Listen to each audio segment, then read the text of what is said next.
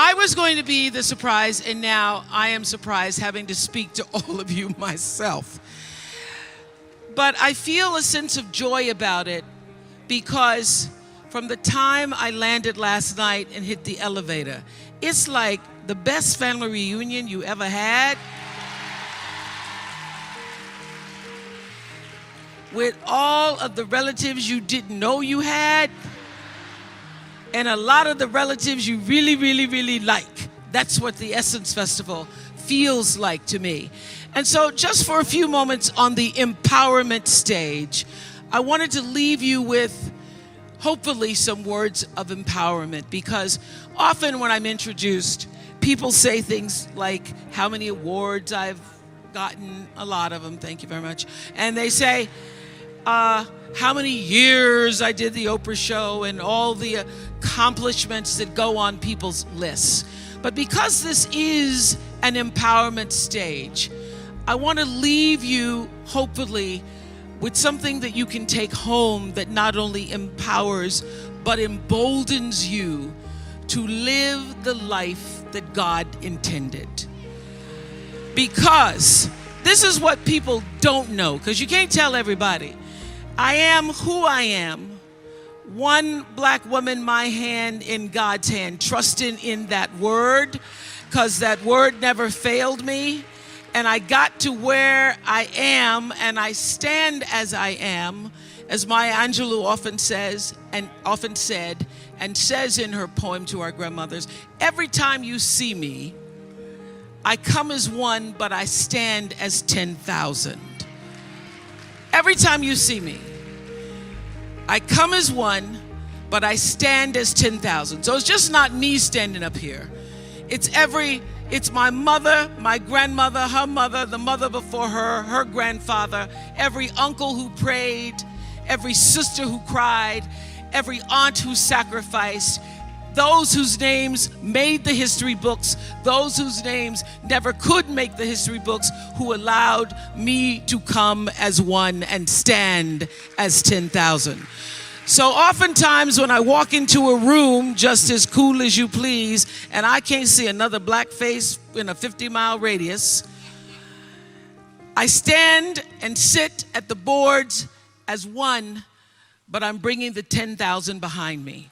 Because I not only know who I am, but I also know whose I am. And so anything you hear about me that feels good, sounds good, you think about, I wonder what Oprah's doing, how's she doing? I am living the dream.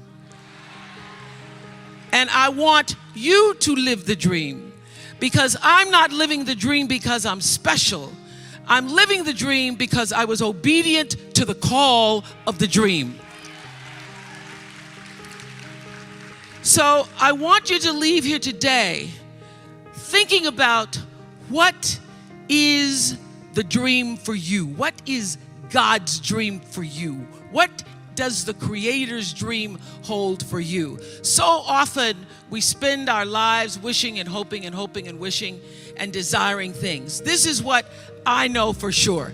You don't get what you wish for. You don't even get what you hope for. You get what you believe.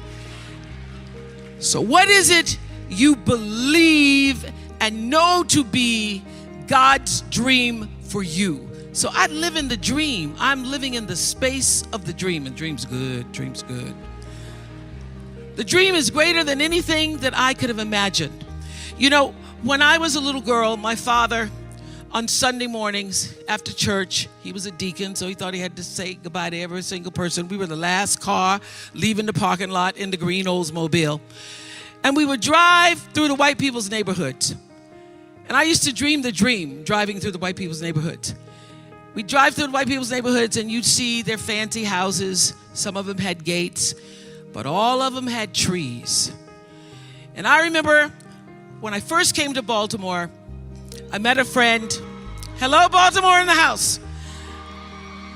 When I first came to Baltimore, I made friends with a wonderful woman named Arlene Weiner. She was the wealthiest person I'd ever met.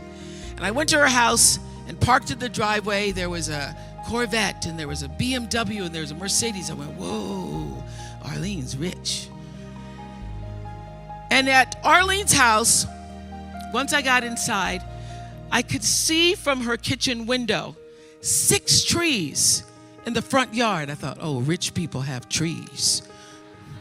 When I get rich, I'm going to get me some trees. I'm not just going to get me, everybody want to get cars and pocketbooks and shoes, but I want me some trees. So, as life would have it, I was standing in my kitchen window about 3 years ago in California, making coffee in the morning, and I was looking out the window, and I saw the 6 trees. But listen to me. I was making the coffee. I saw the 6 trees. I went out on the porch to actually count the 6 trees. And this is what I noticed. That I could dream the 6. But beyond the 6 trees in my kitchen window are 3,687 trees. How do I know? Because I had them counted.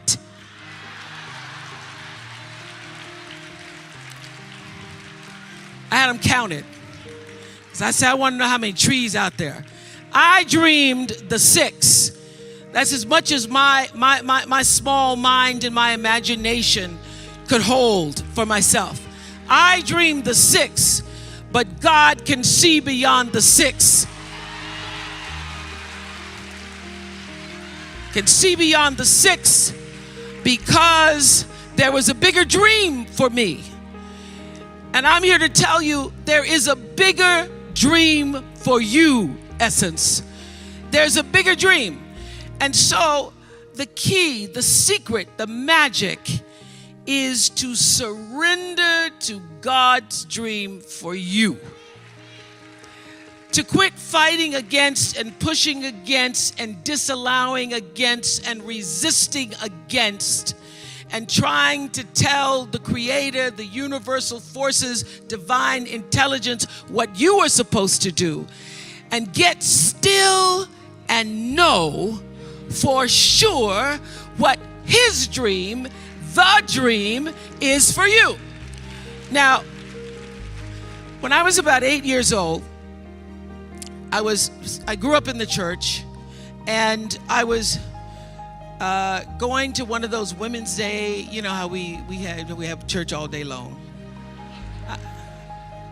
I've been to Sunday school, and then we're going to, and then afternoon they were having a women's tea from the women's board, and they were having a tea, and the little girl that was supposed to be there to do a recitation had gotten ill, and so they said to my stepmother, we need a little girl, can Oprah come back and do a recitation this afternoon?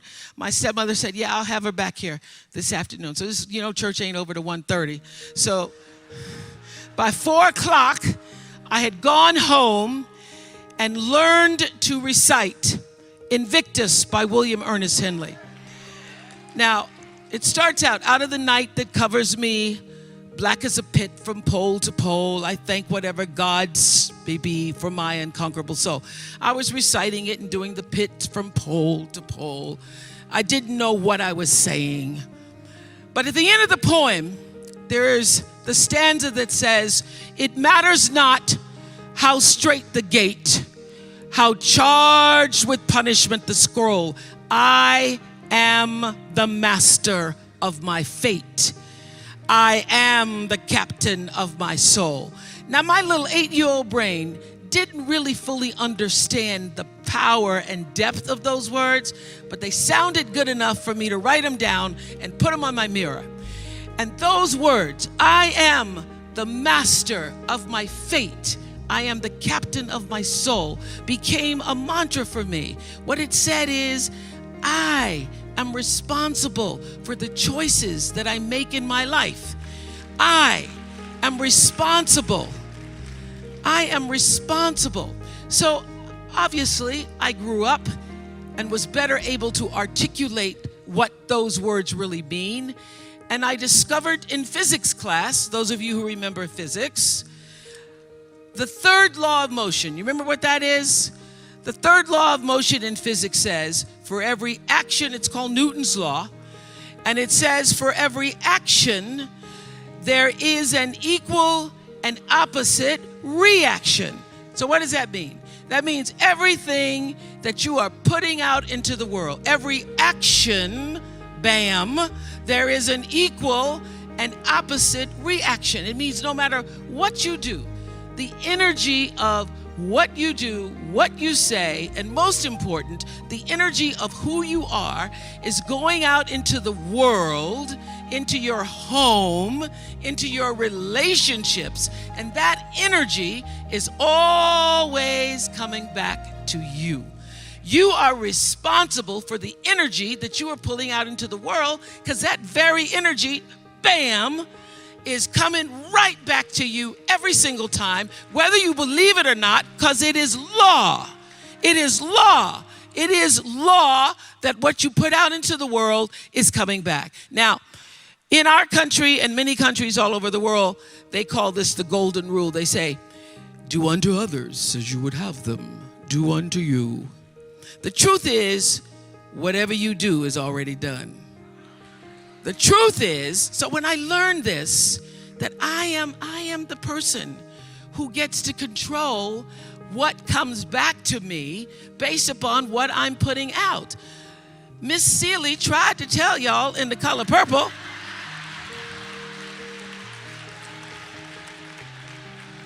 Miss Seeley said it best. Roll Seeley for me. I'll knock you up under. Everything you've done to me, already done to you.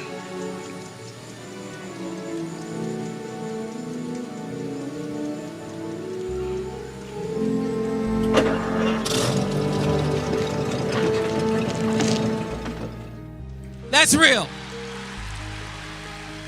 That's law. That's not just some words that Alice Walker wrote. That is law.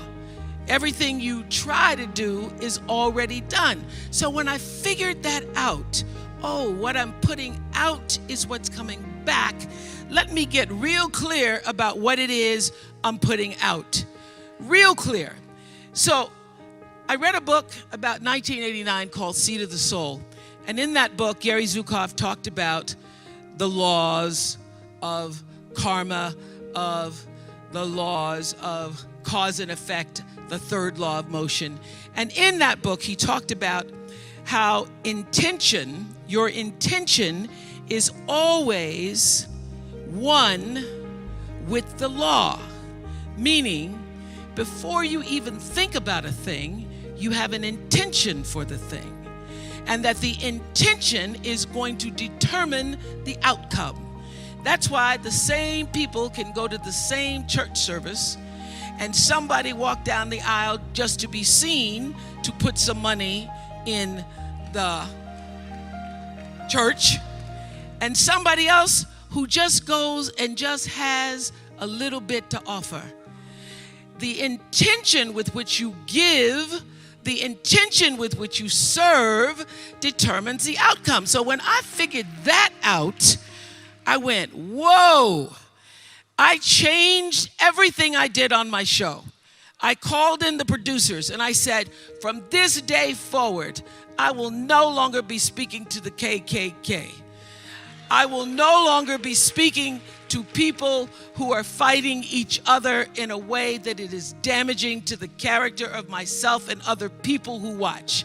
From this day forward, I am only going to do intentional television. And they're like, how are we going to do that and still win? The reason we remain number one for 25 straight years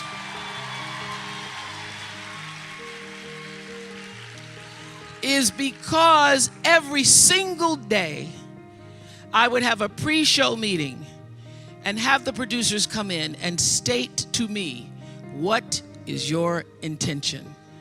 How do we want to use whoever is on this show, whatever is happening on this show, to serve the audience in a way that fulfills the mission of uplifting, enlightening, encouraging, as well as entertaining. And if it doesn't do that, then I can't do it. I can't put my name on it. So I use this principle of intention for everything. I don't do anything without thinking about what is the real reason. What is the real motivation? What is the energy of my intention that's going to go into my thoughts and action and then be returned back to me?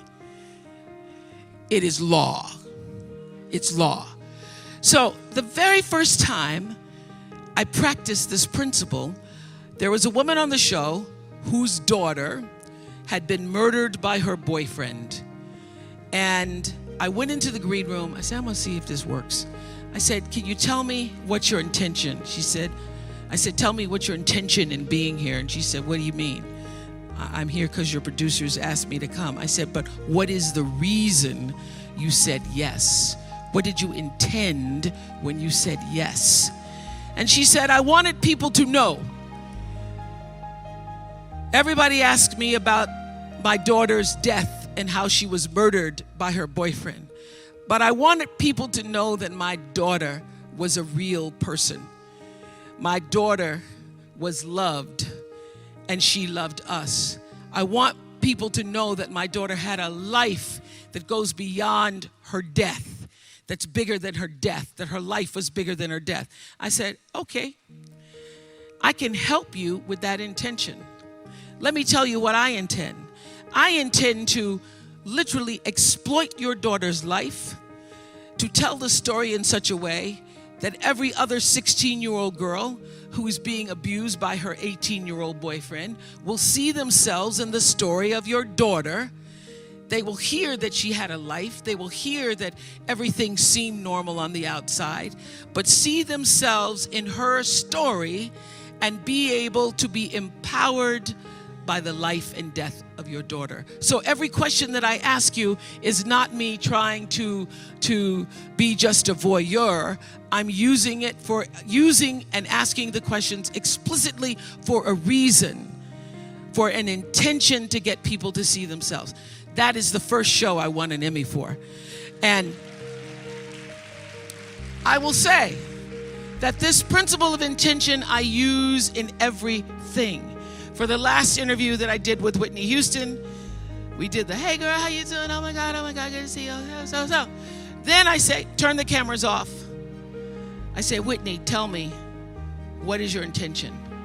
Why are you doing this interview? Why did you want to sit with me? What is it you want to happen at the end of these 2 hours? Tell me what it is you want, because I control the mic and I can make sure that happens. And I've used that principle for every area of my life. I don't do anything, and I ask that you consider not doing anything that you don't truly intend. Do not allow yourself to be marginalized and defined by other people's agendas and intentions, because the power of your story lies in your personal intention. So it is my intention to fulfill the dream of the Creator. It is my intention to live to the highest calling and be pressed to the mark of the highest calling that I have come to do. And when you can ask the Creator, ask that which made you you, what is your dream for me? I guarantee you, instead of you trying to define the dream, what is your dream for me? If you're able to lean into the dream that the universe and all the forces of light and love and power and grace, by all the names that we call God, has for you, nobody can touch you. Nobody can touch you. That is the power of your phenomenon. Now, everybody works hard and everybody has their own dreams. There was a time where I used to spend a lot of energy wanting things. Of course, it's easy for me to say, oh, things don't define you because I got a lot of things. Things are nice, I like them. But this is what I learned. when you can surrender to the dream, you get to live in the space of the higher power. You get to live in the space that you purposefully have come to earth to claim for yourself. So, around 1984, I was sitting in bed one morning, Sunday morning, should have been in church, but I wasn't. I was reading the New York Times review of The Color Purple. And I thought, whoa, this sounds like a really great book. I got out of bed in my pajamas, put on my galoshes, and went to the store to get the copy of The Color Purple. I read The Color Purple in one afternoon, went back to the bookstore, bought every book of The Color Purple. I took the books to the office, and I said to everybody, y'all got to read this book. Oh, my God, you got to read this book, Color Purple. I needed a book club. I didn't have one. So I passed out the book to everybody I knew. Please, read The Color Purple, read The Color Purple.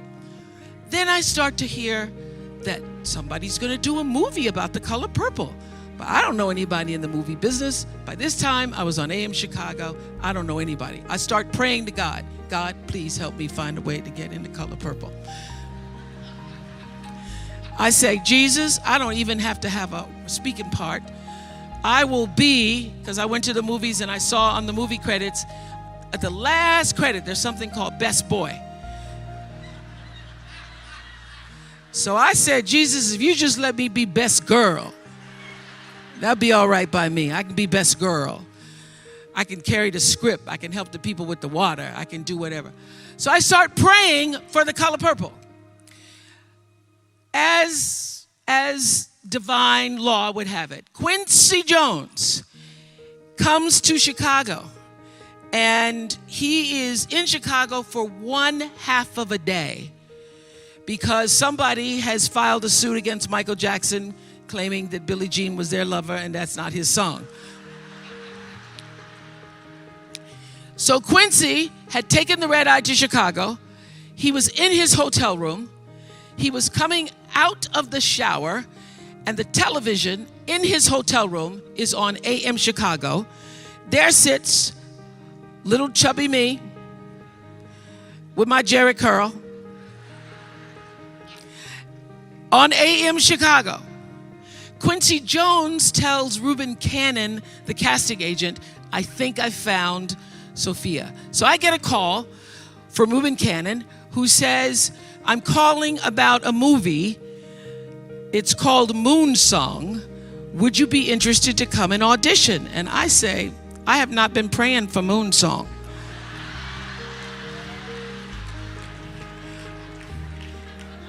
No.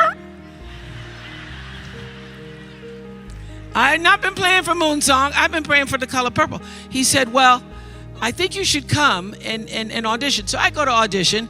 You know, movie people, they make everything all secret. Steven Spielberg didn't want anybody to know he was doing Color Purple. So on the outside of the script, it says Moon Song.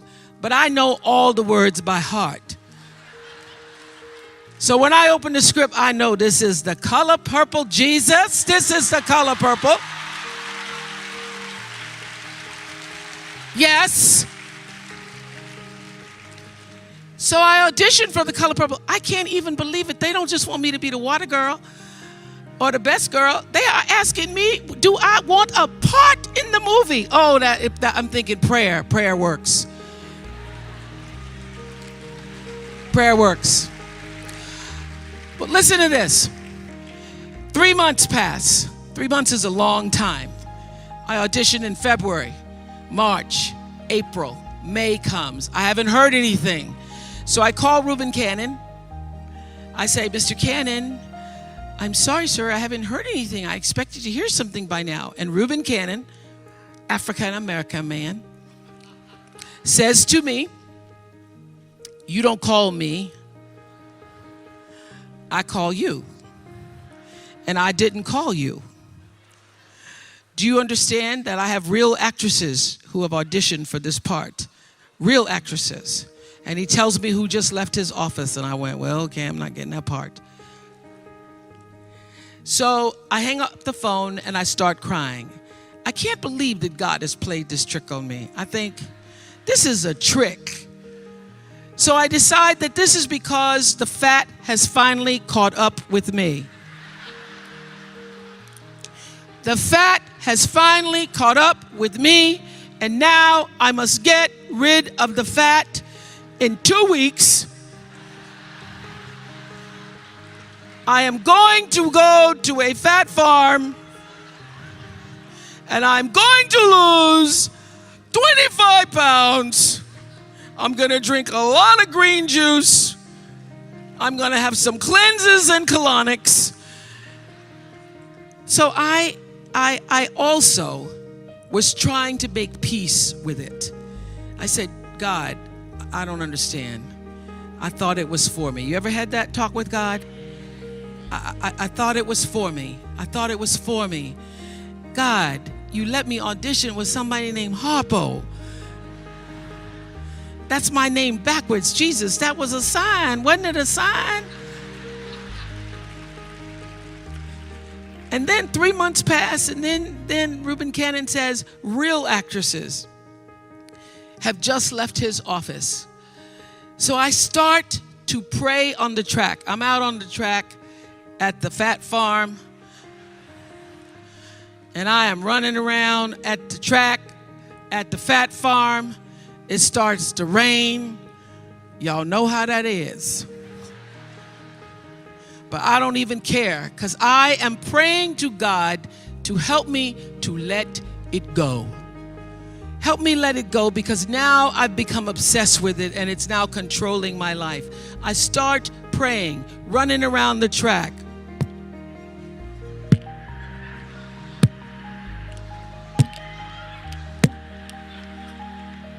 And I keep hearing this noise, and I can't, there's nobody on the track but me, and I'm running around the track. And I look around, and it is my thighs rubbing together. It's my thighs.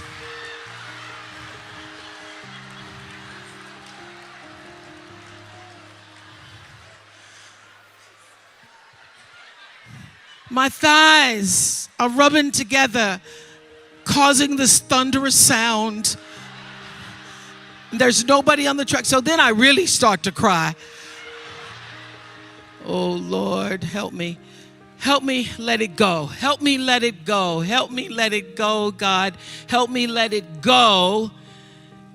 And you ever did this prayer where you say, okay, Lord, okay, I'm going to let it go. Then you get up and you go, well, I think I still got a little bit of it. I did. Help me let it go, but I am not going to be able to see the other actress in my part. I won't be able to see it. I won't be able to see Color Purple. Just can't never see it the rest of my life. I won't be able to see it. So then I started, I don't know where it came from. I surrender all. I surrender all to thee, my blessed Savior. I surrender all. I sang and I cried. I sang and I cried and I prayed some more until I could reach the point where not only will I be able to go to the movie, but I can bless the other actress. I can bless her. I can say, I bless you. I bless you. I bless you with this. I surrender all. I surrender all to thee, my blessed Savior. I surrender all. And I tell you, in my greatest testimony, that the instant I laid that thing down,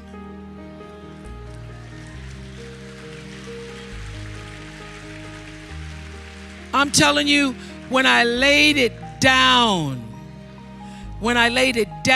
and it didn't have me anymore, it had no control over me anymore.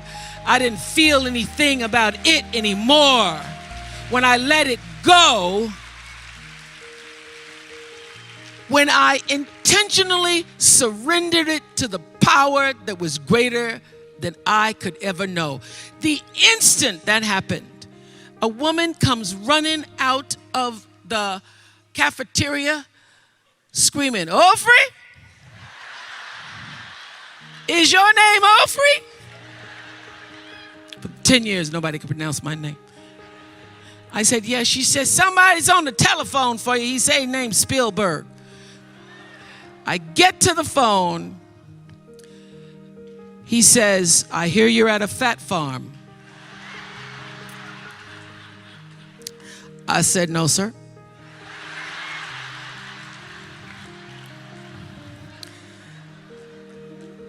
This is a health retreat.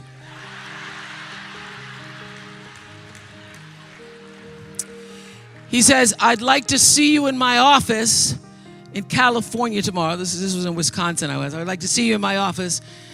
And if you lose a pound, you could lose this part.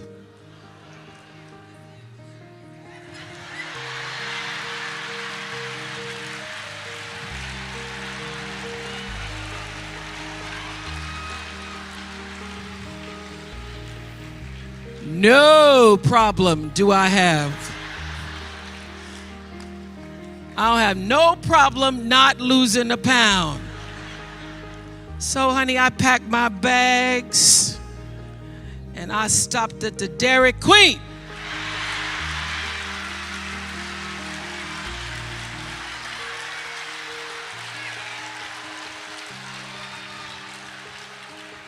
I got 3 scoops just in case I'd lost half a pound. And the next day, I was in Steven Spielberg's office, and he said, you're hired. You're hired.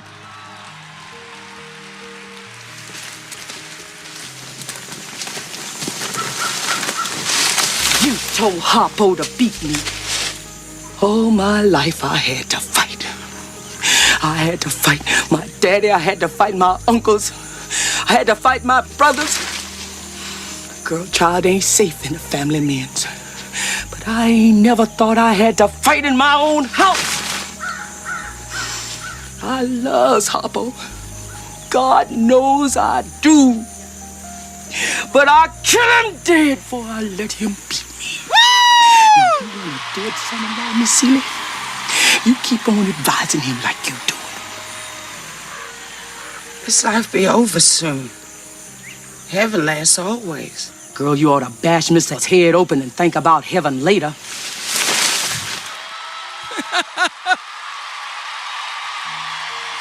Woo!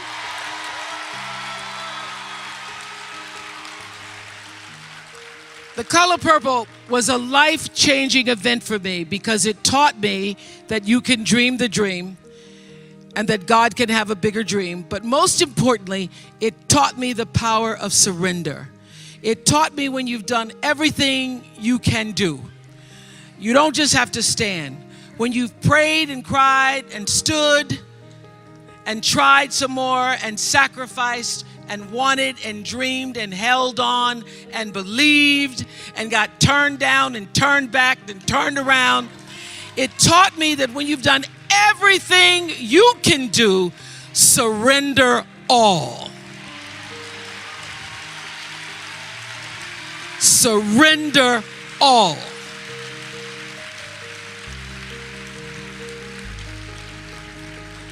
Because there's a bigger dream. There's a bigger dream waiting for you, just waiting for you to step into it. To step into it. Your life is big. Your life is huge. And we spend so much time wanting to be in somebody else's life. And you don't get honored, you don't get revered, you don't get celebrating wanting what somebody else has, because that which created you, divine intelligence that dreamed you from before your ancestors ever knew they would become your ancestors, that which dreamed the seed of you wants you to know how special, how wondrous, how mysterious, how complex, how glorious, how phenomenal you are. And you get no credit messing in somebody else's territory or trying to have power over something you have no control. Another one of my favorite teachings is The Wizard of Oz. When the Wicked Witch of the West says, go away from here because you don't have any power here, you have no power in any territory other than your own. Oh, but you are the master of that. You get to be the master of your own fate. You get to be the captain of your own soul. And if you just manage that, if you just took care of your territory, oh, the glorious, glorious, glorious, wondrous opportunities and possibilities that are waiting for you. So the question is, what are you resisting? What are you pushing against? What are you not allowing? What are you blocking because you have this idea of who and what you're supposed to be, instead of leaning into the dream that's already been created and waiting for you. It's waiting for you. And the second, it's an instant thing. It's a shift in the way you see yourself and the power from which you have come. So, I went through some tough times after I left the Oprah show. I made a conscious decision that I did not want to be sitting on TV with the Oprah show and y'all saying she should have left that show. That show was really good 2 years ago. I made a conscious decision that when I felt I had said all that I could say and the audience had heard it, that I would move on and that I would not spend my life regretting or trying to hold on to what used to be or hold on to what I had. So I dreamed this dream of starting a network. And in the beginning, it was a struggle. It was a struggle because honest to goodness, I did not know what I was doing. I was trying to figure it out. I thought that the Oprah show audience would follow us to OWN. And then I realized y'all didn't have cable.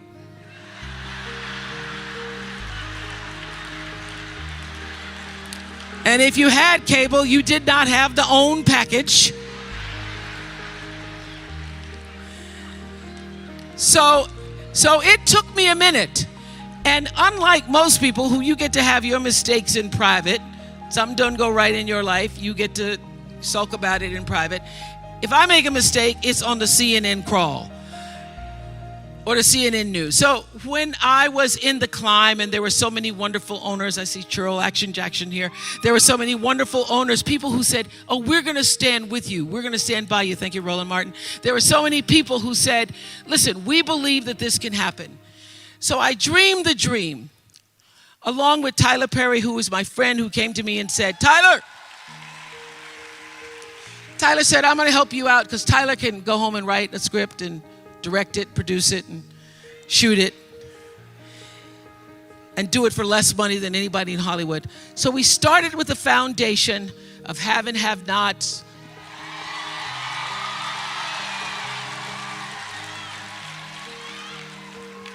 If loving you is wrong, love thy neighbor, Mama Hattie. And then I started to dream another dream about scripted television, because in the beginning I was told you couldn't do it. You couldn't do it, didn't have enough money to do it. And I dreamed the dream.